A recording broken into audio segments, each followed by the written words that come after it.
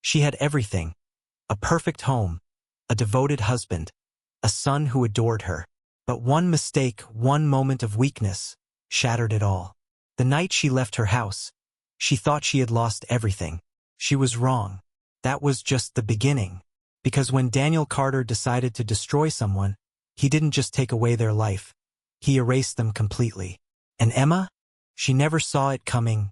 The late afternoon sun cast a warm glow over Hollow Pine Bistro, a small restaurant tucked away from the busy city streets.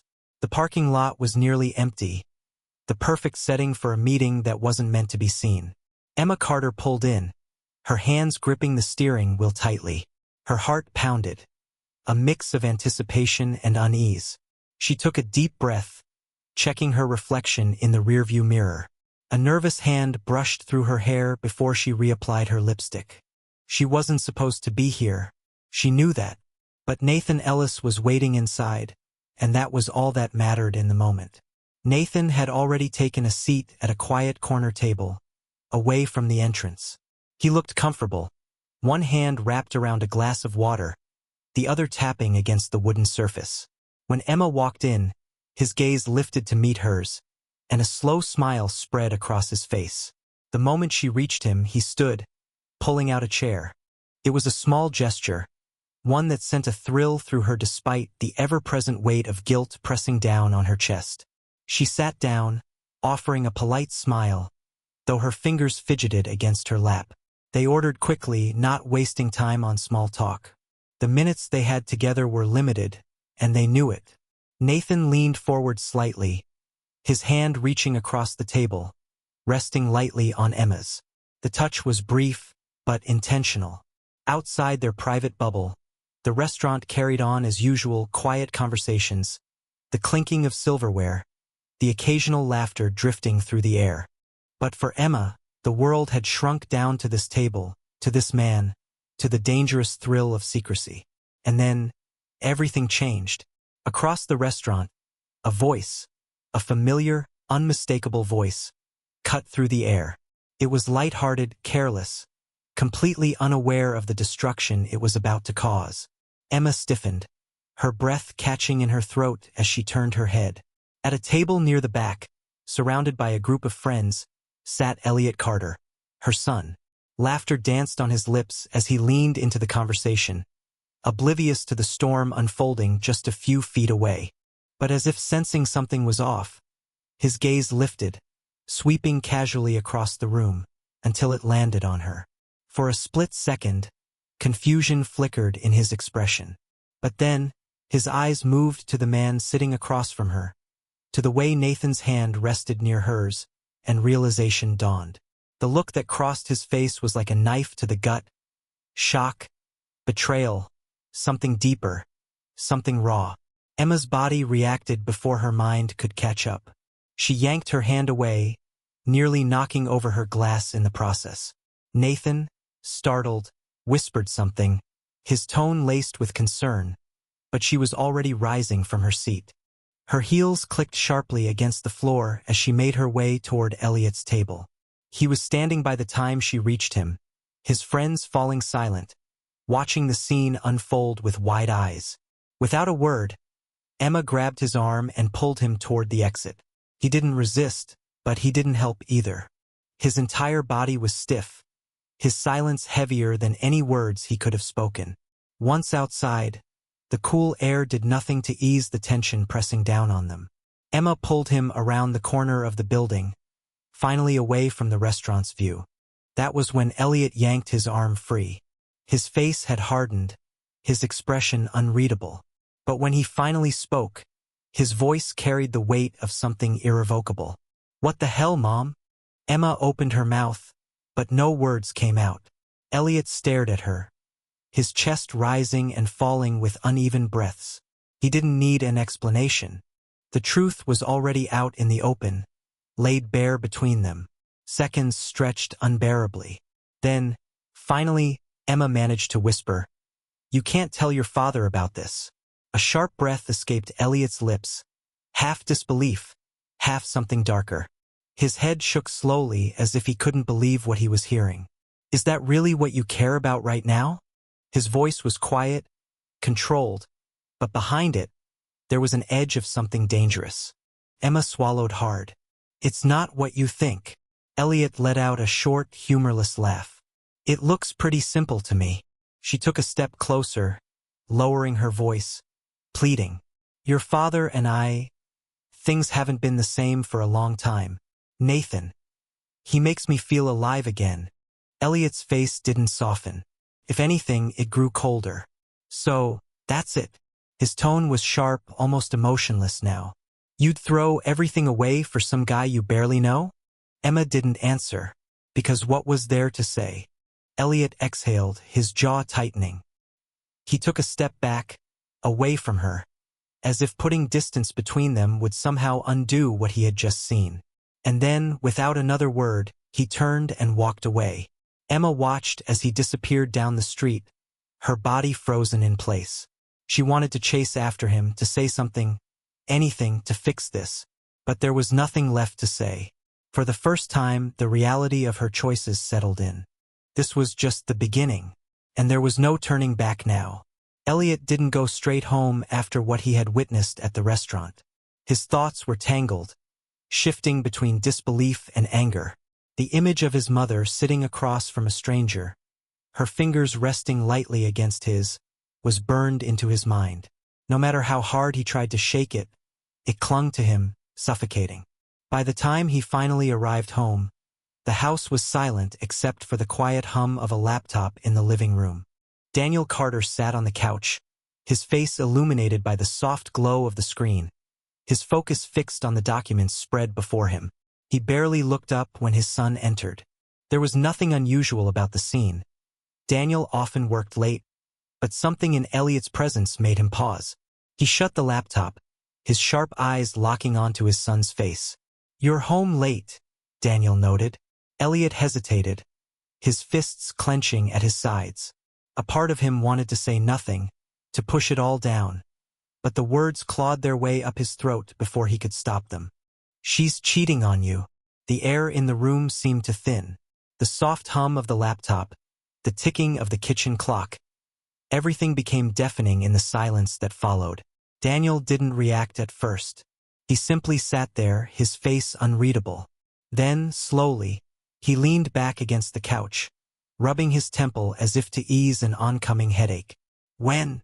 His voice was calm. Too calm. Today, Elliot replied, his chest tightening. I saw her at a restaurant. With some guy. They were. He swallowed hard. Close. Daniel exhaled through his nose, his fingers tightening into a fist before relaxing. For a moment, he didn't move. Then, without another word, he stood up and walked toward his office, his steps eerily measured. Elliot expected yelling, maybe even rage, but there was none. That was what scared him the most. That night, Daniel barely spoke a word to Emma. He didn't ask, didn't confront. He simply went about his usual routine, though his movements were deliberate, his silence heavier than any argument they had ever had. He sat at the dining table, finishing his drink, his phone resting beside him, and in the quiet of the house, Emma finally noticed something was wrong. The next morning, Emma reached for her phone as soon as she woke, groggily checking her notifications. Her heart skipped a beat at the sight of a missed call from Daniel, but what truly sent panic spiraling through her chest was the email beneath it. The subject line read, Termination of account access, Carter Family Financial Holdings. Her stomach dropped. She tapped into her banking app, her breath hitching as the message appeared. Access denied. For a few seconds, she just stared, unable to process what was happening. Then, with shaking hands, she threw on a robe and hurried downstairs. Daniel was already in the kitchen, his movements methodical as he poured himself a cup of coffee. His posture was relaxed, eerily composed, but Emma could see it now, the cold detachment in his eyes. What did you do? She demanded, her voice unsteady. Daniel took a slow sip of his coffee before setting the cup down. What do you think? Emma's breath caught. How long? He interrupted, finally turning to face her. His expression was unreadable, but the sharpness in his gaze pinned her in place. She swallowed hard. Daniel, how long? There was no escape from the question. No way to soften the truth. Finally, she whispered, "A few months."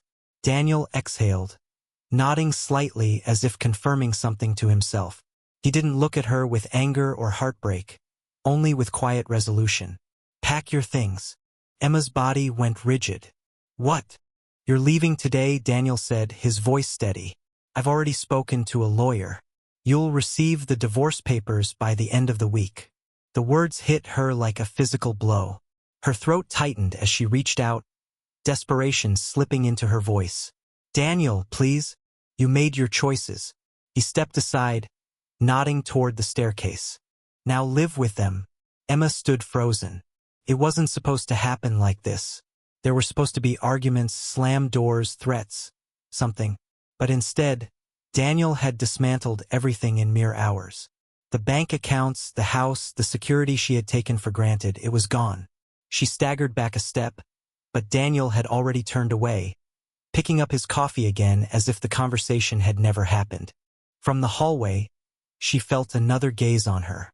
Elliot stood at the base of the stairs, watching everything in silence. His expression was unreadable, but the lack of emotion in his eyes sent a sharp pang through her chest. "Elliot," she whispered, reaching for him. He didn't move. He didn't speak. The realization hit her like a final blow. He wasn't on her side.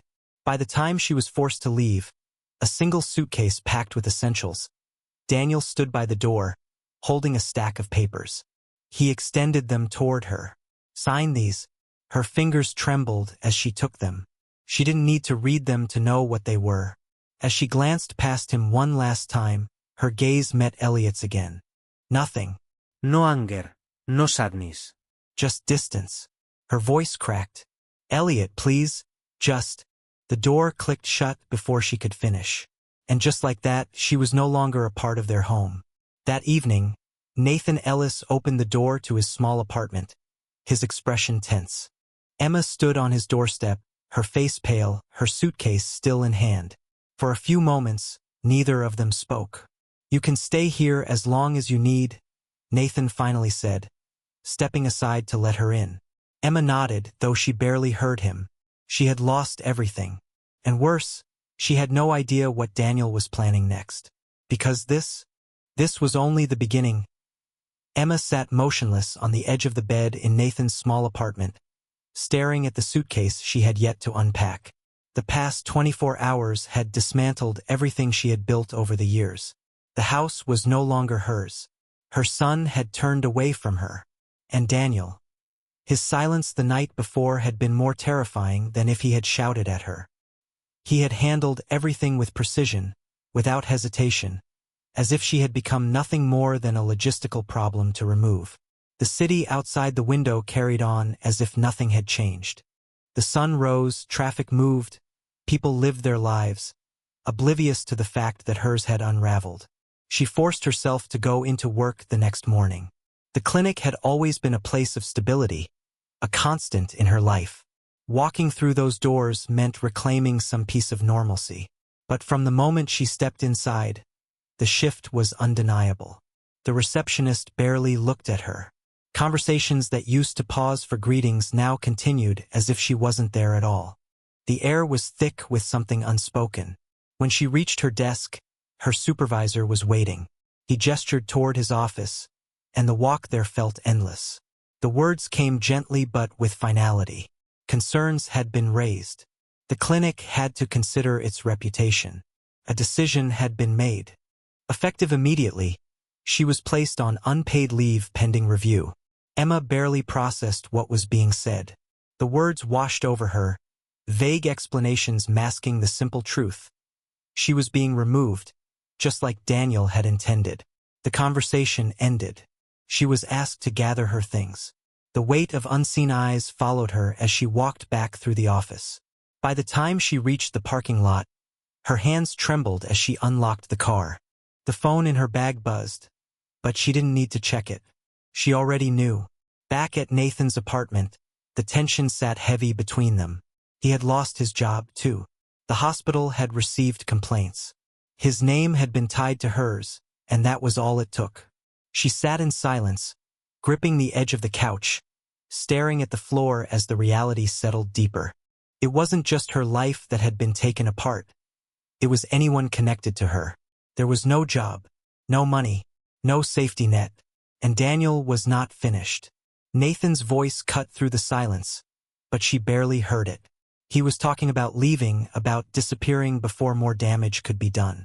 Emma didn't respond, because no matter how far they ran, she knew one thing with certainty. Daniel would not stop until there was nothing left of her at all. Emma sat in the dimly lit motel room, staring at the peeling wallpaper, her thoughts circling like vultures. The weight of what had happened pressed down on her chest, suffocating. Every door had been slammed in her face. The house, the money, the job gone. Even Nathan, who had once seemed like an escape, was nothing more than another casualty in Daniel's ruthless campaign. The past days had passed in a blur of silence, the only certainty being that things would only get worse. The email had come that morning. Legal documents outlining the divorce, the division of assets, the request for sole custody of Elliot. It was all happening too fast, as if Daniel had prepared for this long before she had even made her first mistake. She had lost everything, and the world had barely blinked. Nathan paced the room, his movements restless. He spoke, his words urgent, but Emma barely listened. He wanted to fight back, to take legal action, to threaten defamation, to claim that Daniel had orchestrated everything. It sounded logical. It sounded like hope. But deep down, she knew it was meaningless. Daniel wasn't just reacting. He was controlling every step. Still, Nathan insisted. They had to do something. He talked about confronting Daniel directly, forcing him to back off, making him understand that she wouldn't go down without a fight. She wanted to believe that was true. That evening, they drove to Daniel's house. The place that had once been hers now stood like a fortress, the windows dark except for the faint glow of light in the living room. Emma hesitated before stepping out of the car. The driveway felt longer than it ever had, the weight of inevitability pressing down with every step. Daniel opened the door before she could knock. He wasn't surprised. Emma stood on the doorstep, gripping the papers in her hand. Nathan lingered behind her, tension in his posture. The air was thick with something unsaid. She had planned to speak, to argue, to negotiate, to plead. But the moment she met Daniel's eyes, the words died in her throat. There was nothing there. No anger, no resentment. Just quiet certainty. He had already won. He stepped aside, allowing her into the house, leading her to the dining room where stacks of paperwork waited. Legal notices, account statements, finalized decisions. Nathan followed, his fists clenched, but Daniel barely acknowledged him. The conversation was brief. There would be no settlement, no shared custody, no second chances. The assets had been transferred, the legal groundwork secured. The moment Emma had stepped out of their home, she had ceased to exist in the life she had once built. Nathan raised his voice, but Daniel remained composed. There was nothing left to discuss. The fight had ended before it had even begun. The final blow came when he handed her another document. Evidence of financial discrepancies at the clinic. Traces of misallocated funds. A report already filed with the authorities. Emma's vision blurred. She hadn't stolen anything, but the proof was there, neatly packaged, undeniable. Nathan reached for the paper, but Daniel had already moved on. He wasn't looking for a reaction. This was simply the final step. Emma stood there, motionless, as the weight of it all settled in. There was no escape. By the time she stepped outside, the night air felt suffocating. Nathan spoke, his voice filled with frustration, but she barely heard him. The truth was clear now. Daniel hadn't just taken everything from her. He had ensured there was nothing left to fight for. There was no battle, only surrender. Emma sat in the interrogation room, the dim fluorescent lights casting a pale glow over the sterile walls. The cuffs around her wrists felt cold against her skin, a final reminder of just how far she had fallen. The officer across the table flipped through a file, barely glancing at her. To him, she was just another case, another name in a long list of mistakes.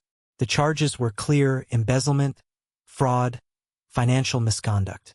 Words that didn't belong to her, crimes she hadn't committed. But the evidence was airtight, the documents signed, the transactions traced back to her. She had been framed so thoroughly that even she could barely argue against it. Daniel had orchestrated everything. There was no trial worth fighting for. The lawyer assigned to her case barely made an effort. The verdict came swiftly: 5 years in state prison. A sentence handed down without ceremony, without emotion. The world outside continued as if she had never existed. The prison walls were gray, the days blending into each other with monotonous regularity. She stopped counting time, stopped caring about anything beyond the routine. The life she had once built, the people she had once loved, had moved on without her. Elliot never visited. There were no letters, no calls. She had expected that. What she hadn't expected was how easily she faded from his world. Months turned into years.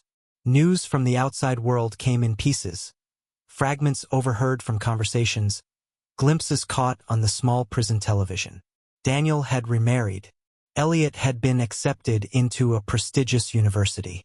He thrived, growing into a young man who no longer needed or wanted his mother. By the time she was released, the world she had left behind had long since buried her memory. The gate of the prison creaked as it swung open, the early morning air sharp against her skin. She stepped forward, clutching the small bag of belongings they had returned to her. There was no one waiting for her. She hadn't expected there to be. She walked with no destination in mind. The streets were unfamiliar, the city colder than she remembered. Her hands trembled as she pulled her coat tighter around herself. She had nowhere to go. A week passed in a haze of rejection. There were no jobs for someone with a criminal record. No places to stay when every door remained closed. The motel rooms grew cheaper, the meals more infrequent. One night, she found herself standing outside Daniel's house, the home that had once been hers. She hadn't meant to come here, but her feet had carried her there before she could stop them. Through the window, she saw them, Daniel and Elliot, sitting at the dinner table, their conversation easy, their world intact. There was no space for her in that scene. She lingered only a moment before turning away. A letter arrived at Daniel's office a few days later. The handwriting on the envelope was unmistakable. He stared at it for a long time before finally tucking it into a drawer, unopened. Emma never sent another one. Her name faded from conversations, her presence erased from their lives. By the time winter arrived, she had disappeared entirely.